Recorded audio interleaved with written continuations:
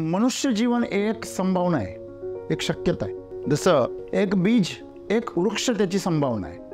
अहमदनगर जिल्ह्याच्या अकोले तालुक्यामध्ये पेमगिरी हे गाव आहे. त्या गावामध्ये 400 वर्ष जुना वटवृक्ष आहे, जो 4 एकरमध्ये पसरलेला आहे. मित्रांनो, मनुष्याचं जीवन त्या वटवृक्षाप्रमाणे विशाल आहे की माणसाचे विचार आणि भावना या त्याच्या विरोधामध्ये काम करतात. विचार माझ्यापासून निर्माण होतात, विचार बाहेरून येत नाहीत, विचार माझ्यातून निर्माण होतात. जर आपल्यातून विचार निर्माण होतात तर त्या विचारांची निर्मिती आमच्या मर्जीप्रमाणे व्हायला हवी, पण ती आमच्या मर्जीप्रमाणे होत नाही. विचारांचे घोडे बेलगाम धावत असतात, उधळत असतात आणि आपल्याला जखमी करत असतात, कारण विचारांच्या पाठोपाठ भावनांचं वादळ येत असतं. तसं माणसाच्या मनामध्ये विचारांची झुळूक येण्याच्या ऐवजी विचारांचं वादळ सुरू होतं. आज शारीरिक स्तरावर आम्ही जेवढे समस्या बघतो, त्या समस्यांचं मूळ कुठेतरी मानसिक स्तरावर आहे.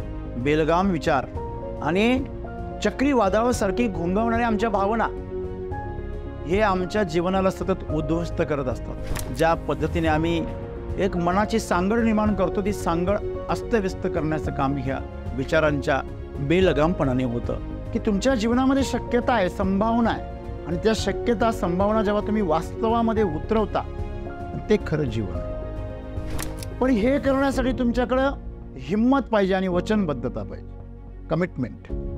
अशा प्रकारची वचनबद्धता जर तुमच्याकडे असेल तर हिंमत आपोआप येते माणसामध्ये. आणि ह्या दोन गोष्टी जेव्हा तुमच्याकडे असतात तेव्हा तुम्ही तुमच्या सगळ्या शक्यता वास्तवामध्ये उतरवू शकता. प्रत्येक माणसाच्या जीवनामध्ये अनेक विचार त्याच्या डोक्यामध्ये येतात, अनेक विचारांना स्पर्श करून तो जातो.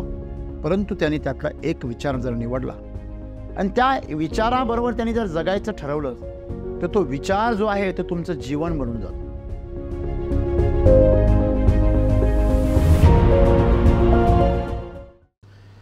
मित्र हो, मनुष्य जीवन एक प्रवास आहे असं आम्ही म्हणतो. जर मनुष्य जीवन एक प्रवास आहे, तो कुठून कुठपर्यंत आहे हा पुढचा प्रश्न तयार होतो. तर मला वाटतं त्याचं उत्तर आज आपल्याला सद्गुरूंनी या संदेशामुळे दिलं आहे की मनुष्य जीवन एक संभावना आहे, एक शक्यता आहे. जसं एक बीज एक वृक्ष त्याची संभावना आहे, ती शक्य आहे की ते प्रचंड मोठा विशाल वृक्ष होऊ शकतो. एक वडाचं बी अगदी मोहरीच्या दाण्या एवढं छोटं असतं, पण त्याचा जर तुम्ही वृक्ष पाहिला तो शेकडो वर्ष जुना असतो. प्रचंड विशाल महाकाय अशा प्रकारचा तो महावृक्ष असतो. आणि वृक्षही असा तसा नाही, काही एकरमध्ये पसरू शकतो.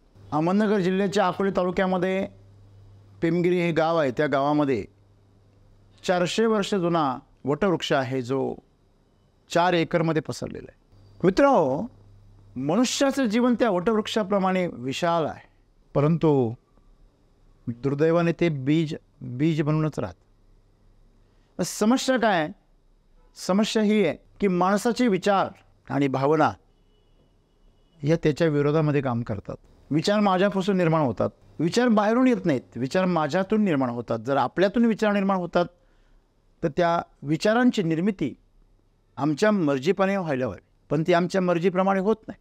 विचारांचे घोडे बेलगाम धावत असतात, उधळत असतात आणि आपल्याला जखमी करत असतात. आपल्या छातडावरती दणादण पाय आपटत असतात आणि आपल्याला रक्तभंबाळ करत असतात. हे जे विचार आहे हे जर आपल्यातून निर्माण होतात तर ते आपल्याला अनुकूल असे का नसतात? आपल्याला हवे असलेले विचार आपल्या डोक्यामध्ये का येत नाहीत याचा अभ्यास करण्याची गरज आहे. कारण विचारांच्या पाठोपाठ भावनांचं वादळ येत असतं. हवा आहे अशी मंद जर असेल तर त्याला मी झुळूक असं म्हणतो. आणि मंद वाऱ्याची झुळूक ही प्रत्येकाला हवीशी वाटते. अगदी अलगद आपल्या शरीराला स्पर्श करून जेव्हा हवा जाते तेव्हा ती अतिशय मोहक अशी वाटते. पण तीच हवा जेव्हा ताशी 100 किलोमीटरच्या पेक्षा जास्त वेगाने व्हायला लागते त्याला आम्ही वादळ म्हणतो, तुफान म्हणतो. आणि असं तुफान माणसाला उडून घेऊन जाऊ शकतो. तसं माणसाच्या मनामध्ये विचारांची झुळूक येण्याच्या ऐवजी विचारांचं वादळ सुरू होतं आणि ते वादळ त्याला वाहून घेऊन जातं. त्या भावनारूपी वादळ त्याच्या अंतःकरणामध्ये निर्माण होतं. आज शारीरिक स्तरावर आम्ही जेवढे समस्या बघतो त्या समस्यांचं मूळ कुठेतरी मानसिक स्तरावर आहे असं तर डॉक्टर सांगतात. आजार हे 90% अगदी 95% मानसिक आहेत आणि 5% शारीरिक आहे. म्हणजे बेलगाम विचार आणि चक्रीवादळासारखी घोंघावणाऱ्या आमच्या भावना हे आमच्या जीवनाला सतत उद्ध्वस्त करत असतात. जे काही मनोरे आपण रचता, ज्या पद्धतीने आम्ही एक मनाची सांगड निर्माण करतो, ती सांगड अस्तव्यस्त करण्याचं काम ह्या विचारांच्या बेलगामपणाने होतं. आणि म्हणून सद्गुरू आम्हाला सांगता की तुमच्या जीवनामध्ये शक्यता आहे, संभावना आहे, आणि त्या शक्यता संभावना जेव्हा तुम्ही वास्तवामध्ये उतरवता ते खरं जीवन आहे आणि त्याच्यासाठी जीवन आहे. पण हे करण्यासाठी तुमच्याकडं हिम्मत पाहिजे आणि वचनबद्धता पाहिजे, कमिटमेंट. एक बार मैंने कोई बात ठान ली तो मैं अपनी आप की भी नहीं सुनता. हे फक्त म्हणण्यापुरतं आहे. प्रत्यक्षात वास्तवात उतरवणं म्हणजे प्रभू श्री रामचंद्रांसारखं एकमानी आणि एकवचनी व्हावं लागतं. राजा हरिश्चंद्रासारखा दिलेला शब्द स्वप्नात दिला तरी तो पाळण्याची कटिबद्धता तुमच्यामध्ये असायला पाहिजे. गंगापुत्र भीष्माने एकदा प्रतिज्ञा केली, ती प्रतिज्ञा आजन्म पाळली. अशा प्रकारची वचनबद्धता जर तुमच्याकडे असेल तर हिंमत आपोआप येते माणसामध्ये. आणि ह्या दोन गोष्टी जेव्हा तुमच्याकडे असतात तेव्हा तुम्ही तुमच्या सगळ्या शक्यता वास्तवामध्ये उतरवू शकता. स्वामी विवेकानंद असं म्हणतात, प्रत्येक माणसाच्या जीवनामध्ये अनेक विचार त्याच्या डोक्यामध्ये येतात, अनेक विचारांना स्पर्श करून तो जातो, परंतु त्यांनी त्यातला एक विचार जर निवडला आणि त्या विचाराबरोबर त्यांनी जर जगायचं ठरवलं, उठता बसता झोपता खाता पिता काम करता एकच विचार, तर तो विचार जो आहे तो तुमचं जीवन बनून जातो. जेव्हा शेतकऱ्याचा मुलगा म्हणून गरीब घरात मी जन्माला आलो, अतिशय हलाखीची परिस्थिती. म्हणजे जर उदरनिर्वाह करायचा म्हटलं तर संध्याकाळच्या जेवणाची तयारी करण्यासाठी दिवसभर कामाला जावं लागायचं. आई बिड्या बांधायचं काम करायची. 1000 बिड्या झाल्या की 30 रुपये मिळायचे. आणि किती जरी जीव काढला तरी 2000च्या पुढे होत नसायचं, कारण ते त्याचे पानं कापणं असेल, नंतर ते त्या कारखान्यामध्ये जाऊन दिवसभर बसून त्या दूषित वातावरणामध्ये ते शेकडो स्त्रियांबरोबर बिड्या बांधणं असेल, तिचा हप्त्याला पगार व्हायचा. शेती आम्ही करू शकत नव्हतो कारण वडील आजारी असायचे नेहमी. मग आम्ही आत्याच्या गावाला राहायचो. पण गरिबी काय असते जवळून पाहिजे. प्रतिकूल परिस्थिती, भयंकर प्रतिकूल परिस्थितीमध्ये जेव्हा आपण जगतो तेव्हा आपल्याला जीवनाचा फार जवळ अनुभव येतो. मग तेव्हा अशी जिद्द निर्माण झाली की जीवनामध्ये असं काहीतरी करायचं की हे दुःख कमी करता आलं पाहिजे. मग जेव्हा शेतीमध्ये उतरलो तेव्हा शेतकऱ्यांचं दुःख समोर. वडील स्वतः शेती करत होते, पण शेती जेव्हा करताना आम्ही आमच्या गावाला आलो, शेती करायला लागलो, तेव्हा शेतीमधलं जळजळीत सत्य समोर यायला लागलं. पिकलं तर भाव नाही आणि भाव आहे तर पिकत नाही, अशा दुष्टचक्रामध्ये जेव्हा आम्ही वडिलांना पाहिलं, रासायनिक शेती करून मी त्यांना ऑर्गॅनिक शेतीकडे वळवायचा प्रयत्न केला. शेवटी तो असफल झाला. शेवटी मी स्वतः उतरलो. आणि जेव्हा शेतकऱ्यांचं दुःख मी जवळून पाहिलं तर नोकरी करता करता शेतकऱ्यांसाठी काहीतरी करायचं आहे, आपल्याला या मातीसाठी काहीतरी करायचं आहे, हा विचार जेव्हा डोक्यात घुसला, मला समाजासाठी काहीतरी करायचं आहे. काय करायचं आहे काय माहीत नाही, कसं करायचं आहे काय माहीत नाही, कोण मदत करणार आहे काय माहीत नाही, कोण सोबत करणार आहे काही माहीत नाही. पण जेव्हा तो विचार अंतःकरणामध्ये उतरला, मग स्वामी विवेकानंद जसं म्हणता त्याप्रमाणे तो विचार माझं जीवन बनून गेला आजपर्यंत. मग काल आषाढी एकादशी होती, तर मी सांगितलं की शेती हीच माझी पंढरी आणि शेतकरी हाच माझा पांडुरंग आहे. ह्याच्यामध्ये अतिशयोक्ती काहीच नाही आहे, हे वास्तव आहे. मग तुमच्या जीवनामध्ये तुम्ही जर असा एखादा विचार तुमच्यासाठी सर्वस्व करून टाकला तर तो विचार तुम्हाला एवढ्या उच्च पदावर घेऊन जातो की तुम्हाला तुमचं जीवन सार्थक झाल्यासारखं वाटतं. तो विचार हजारो लोकांचं, लाखो करोडो लोकांचं जीवन बदलू शकतो. एक तरुण वकील, त्याच्याबरोबर रेल्वेमध्ये धक्काबुक्की होते आणि you black Indians get out असं ज्यावेळेस त्याला ऐकायला मिळतं, तो तिथेच मनामध्ये एक विचार गाठ बांधतो की तुम्हाला आमच्या देशातून हद्दपार केल्याशिवाय आम्ही राहणार नाही. आणि अशी खून गाठ बांधून तो तरुण आपल्या मायदेशी परतला आणि वकिली करायचं सोडून त्याने समाज प्रबोधन, समाज जागृती आणि समाज परिवर्तन घडवून आणलं. सत्याग्रह देणारा, अहिंसेचा मार्ग दाखवणारा हा महापुरुष म्हणजे महात्मा गांधी. आज आम्ही त्यांचा फोटो नोटीवर बघतो, पण तो त्या विचारातून जन्माला आलेला आहे. मग असाच एक विचार तुमच्या जीवनामध्ये असेल तर त्याला तुम्ही शाश्वतामध्ये, त्याला प्रत्यक्षामध्ये तुम्ही उतरवू शकता, शक्यता आहे. म्हणून तो तुमच्या डोक्यामध्ये येतोय. जर तुमच्या डोक्यामध्ये ते विचार येत आहेत, ते विचार, कुठला तरी एक विचार तुमच्या डोक्यामध्ये आला पाहिजे आणि तो तुमच्याशी असा घट्ट जुळला पाहिजे की तुम्ही तो विचारच होऊन बनला पाहिजे, विचार होऊन गेला पाहिजे. सद्गुरू आम्हाला आज तेच सांगता की आज मनोरथ निर्माण करणारे, मनोरथ रचणारे खूप आहेत. मनोरथ म्हणजे काय हो? मनातल्या मनात रचलेला रथ, जो मनातल्या मनातच पळत असतो. तयार पण मनात होतो आणि पळतो पण मनातल्या मनात. असं मनातल्या मनात पळणारा जो रथ आहे त्याला मनोरथ असं म्हणतात. तो रथ तुमचा वास्तवामध्ये कधी येईल? जेव्हा तुम्ही हिंमत ठेवाल आणि वचनबद्ध व्हाल की मी हेच करणार आहे. पूर्वीच्या काळी अश्वमेघ यज्ञ केला जायचा. अश्वमेघ यज्ञ म्हणजे तुम्हाला माहिती असेल की प्रभू रामचंद्रांचे 2 चिरंजीव लव आणि कुश यांनी तो घोडा पकडला होता आणि तेव्हा ते आश्रमामध्ये होते. त्या आईबरोबर, सीता मातेबरोबर ते राहत होते आणि प्रभू रामचंद्रांनी अश्वमेघ यज्ञ सुरू केला आणि त्याचा घोडा सगळीकडं सोडला. त्याचा नियम असा होता की जो शक्तिशाली राजा असायचा तो अश्वमेघ यज्ञ करायचा. कशाकरता? की सर्व जेवढे राजे आहेत त्यांच्याबरोबर लढण्यापेक्षा शांतीच्या मार्गाने तुम्ही सर्वजण माझ्या अधीन व्हा, मी तुमच्या संरक्षणाची जबाबदारी घेतो, आपण सर्व एक होऊन राज्य करू, या उद्देशाने, साम्राज्य लालसेच्या उद्देशाने नव्हे. त्यांचा उद्देश एकसंगतेसाठी होता. एका छत्राखाली सर्व या आणि जो तो घोडा अडवेल, त्याला बांधून ठेवील, त्याचा अर्थ असा असायचा की हे आव्हान देत आहे त्या राजाला. मग तो राजा त्याच्यावर बरोबर युद्ध करायचा आणि त्या घोड्याला सोडवायचा. मग युद्ध करून किंवा शांततेच्या मार्गाने, अशा दोन्ही मार्गाने समोरच्याला नमवून एका छत्राखाली एक छत्री अंमल तयार करणे, ह्याच्यासाठी अश्वमेघ यज्ञ केला जायचा. तर तो घोडा अडवला, धरला, तर त्यांच्याबरोबर युद्ध केलं प्रभू श्रीरामचंद्र. जोपर्यंत ऋषी ते सांगायला नाही आले की हे प्रभू, हे तुमचेच मुलं आहे. विचार करा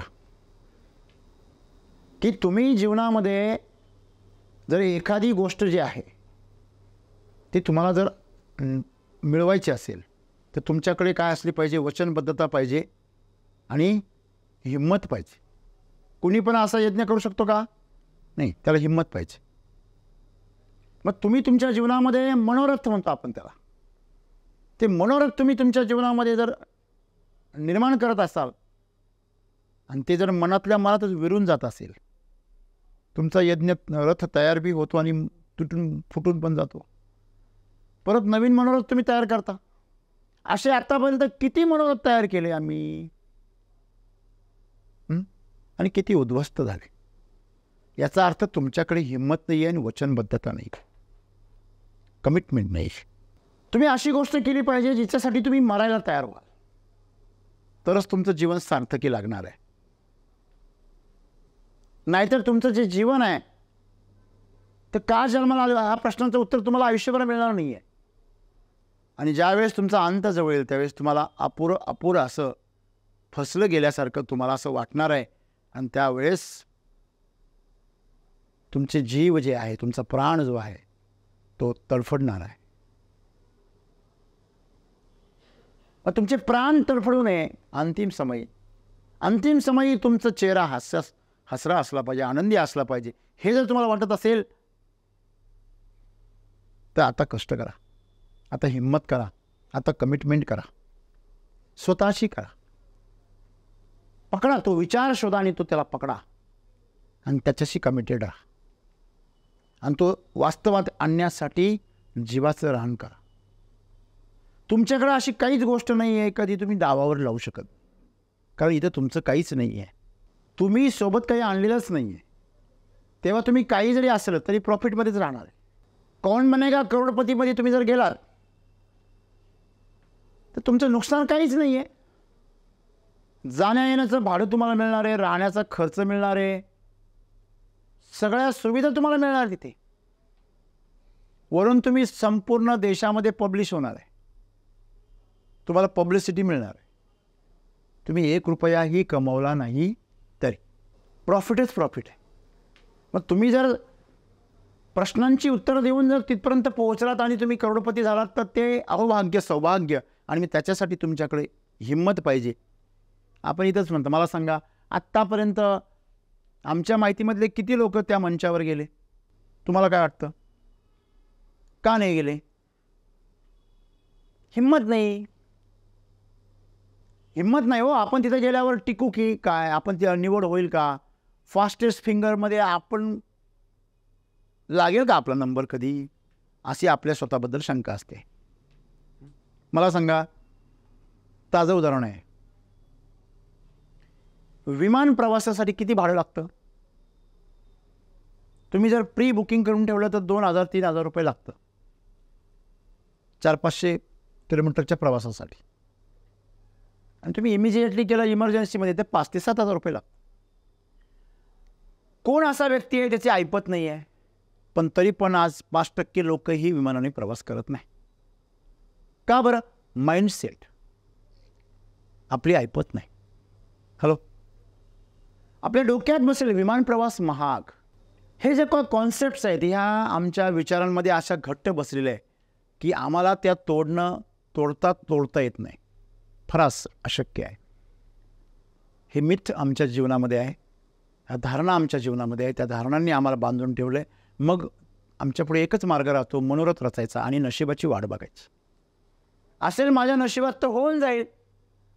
ही जी वृत्ती आहे या वृत्तीने माणसं नेबळट बनलेली आहे. दैववाद ज्याला असं म्हटलं जातं, हा हिंदू धर्माला लागलेली सर्वात मोठी कीड आहे. दैववाद.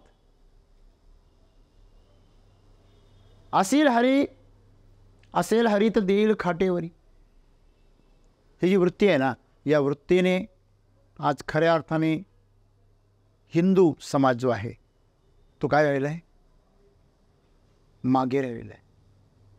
नाहीतर हिंदू संस्कृतीची परंपरा जर पाहिली, इथे धर्माचा विषय नाही आहे, एक मोठ्या संख्येने असलेला समाजाचा विषय आहे. बहुसंख्येने असलेल्या समाजाने जर उन्नती केली आणि त्यांनी जर प्रगती केली तर बाकीच्या समाजाला आदर्श निर्माण होतो. तो आदर्श आज बघायला मिळत नाही. ज्या राजा राजवाड्यांचा इतिहास आम्ही सांगतो त्यांच्याकडे हिंमत असायची, त्यांच्याकडे कमिटमेंट असायची. आधी लगीन कोंडाण्याचे मग रायबाचे अशी म्हणणारी माणसं होती आमच्याकडे. कमिटमेंट. स्वतः राहिले नाही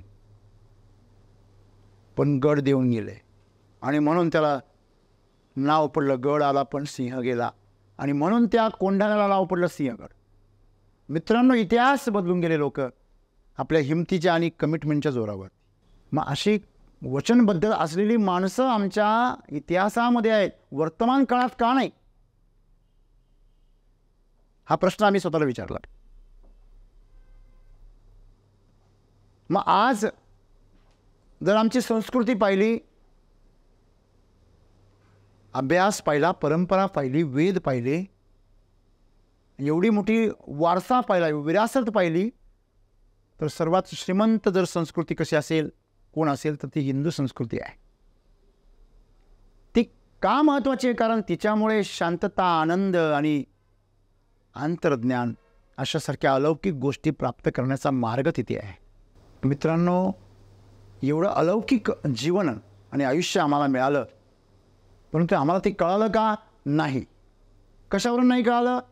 कारण जर आम्हाला कळतं आहे की आम्ही या भूतलावरती सर्व सूक्ष्मजीव, स्थूलजीव, प्राणीमात्र, वनस्पती, पक्षी या सर्व प्राण्यांमध्ये सर्वश्रेष्ठ अशा प्राण्याचा, मनुष्य प्राण्याचा जन्म आम्हाला मिळाला, याचा आम्हाला आनंद सतत होत राहिला असता. पण आम्हाला होतो का? नाही. आम्हाला छोट्या छोट्या गोष्टी नाही मिळाल्या तर आम्ही दुःखी होऊन जातो. आणि छोट्या छोट्या गोष्टी मिळवण्यासाठी आम्हाला इतका त्रास करावा लागतो. सद्गुरू असं म्हणता,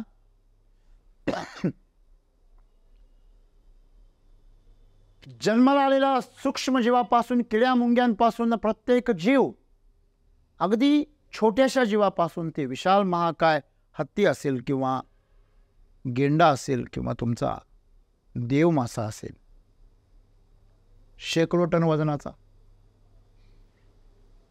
त्याचं पण पोट भरतं. तो पण स्वतःचं पोट भरतो. मग पोट भरण्यासाठी जर माणूस झगडत असेल तर याच्यासारखं दुसरं लांछन नाही. माणसाने किमान आपली जी संभावना आहे, आपली काय शक्यता आहे ही ओळखली पाहिजे. अरे देव होऊ शकता तुम्ही, ईश्वर होऊ शकता, साक्षात परमेश्वर तुम्ही होऊ शकता, ही संभावना माणसाची आहे. आणि तो माणूस साधा माणूस होऊ शकत नाही. मित्रांनो, त्याचं कारण आहे, एकतर त्याच्याकडे कमिटमेंट नाही आहे, दुसरं त्याच्याकडे हिंमत नाही. मला सांगा, जी धाडशी माणसं असतात ती माणसं नेहमी गौरवान्वित अशा प्रकारचं आयुष्य जगतात. भगतसिंग, राजगुरू, चंद्रशेखर आझाद ह्यांची नावं आम्ही का घेतो? का बरं आमच्या तोंडावर येतात? कारण त्यांच्याकडे हिंमत होती, बहादूर होती. बघा, मृत्यू तर येणारच आहे. तो लढून येणार आहे किंवा झुरून येणार आहे. मग झुरून मरायचं की लढून मरायचं हे तुमच्यावर आहे. या जीवनामध्ये आव्हानांना सामोरं गेलं पाहिजे, ते पेलले पाहिजे आणि त्याच्या पलीकडे जायची कमिटमेंट ठेवली पाहिजे. जे मला गरजेचं आहे पण मला जमत नाही, मी ते करून दाखवणार, अशा प्रकारची वचनबद्धता पाहिजे. आणि अशी वचनबद्धता जर आमच्या जीवनामध्ये आली तर मला वाटतं प्रत्येकाच्या जीवनामध्ये दररोज एक नवीन इतिहास असेल, नवीन अध्याय असेल. आम्हाला जीवनाची विविधतेचा आनंद घेण्यासाठी चित्रपट बघावे लागतात, दुसऱ्यांच्या कहाण्या वाचाव्या लागतात, आम्हाला वेब सिरीज बघाव्या लागतात, तेव्हा आम्हाला आजच्या दिवसामध्ये काहीतरी नवीन आहे असं वाटतं. परंतु तुमचं जीवन जर एका उद्दिष्टाच्या पाठीमागे आणि धाडसाने आणि हिमतीने तुम्ही जर कमिटमेंट करून जर जगत असाल ना, तर तुमच्या जीवनामध्ये रोज नवीन अध्याय आहे, रोज काहीतरी नवीन आहे. तुम्हाला दुसऱ्यांच्या कहाण्या वाचायची गरज नाही. असं नेहमी म्हणता, जे टी व्हीच्या आतमध्ये असतात ते टी व्हीच्या समोर कधी बसत नाही. आपण जीवनामध्ये खेळाडू बनलं पाहिजे, प्रेक्षक नाही. तुम्ही जीवनाचे खेळाडू असले पाहिजे. आम्ही जीवनाचा प्रेक्षक व्हायचा प्रयत्न करतो. आपलं अलिप्त, इकडं पण नको तिकडं पण नको. हे काही संन्यासी नाही आहे, हे भेकड आहे, त्यांच्यामध्ये हिंमत नाही आहे. मित्रांनो, आजचा जो संदेश आहे हा जीवनाला कलाटणी देणारा, जीवनाचा संपूर्ण दृष्टिकोन बदलून टाकणारा आहे. तुम्ही जर याच्या बाबतीमध्ये थोडं संवेदनशील झालात तर तुमचं जीवन काहीतरी वेगळं असेल. आणि म्हणून आजच्या पुढे शोधा जीवनामध्ये कुठला विचार आहे जो विचार तुम्हाला भावतो, जो विचार, जे काम तुम्हाला बेभान करून टाकतं, तुम्हाला सगळ्या जगाला विसरायला भाग पाडतं. तुमची तहान, भूक, ऊन, वारा, पाऊस, झोप त्याच्यापुढे फिकी होऊन जाते. असं काय आहे तुमच्या जीवनामध्ये? तो विचार जीवनामध्ये उतरवण्यासाठी हिंमत तयार करा आणि कमिटमेंट करा. त्याच्यासाठी काय त्याग करता येईल, करावा लागेल ते सगळं करा. तेवढी ताकद तयार करा तुमच्यामध्ये, अगदी सर्वस्वपणाला लावा. आणि तुम्ही जर असं करू शकलात तर तुमच्यामध्ये ज्या ज्या शक्यता आहे, संभावना आहे, त्या सर्वपणे फुलून बाहेर आल्याशिवाय राहणार नाही. आणि त्या जेव्हा खुलून बाहेर येतील त्यावेळेस तुमच्यातलं जे सर्वोत्तम आहे ते या जगापुढे सादर झाल्याशिवाय राहणार नाही. आणि तुम्ही जाता जाता या जगाला असं काहीतरी देऊन जाल, हे जग तुम्हाला हजारो वर्षापर्यंत लक्षात ठेवेल. धन्यवाद.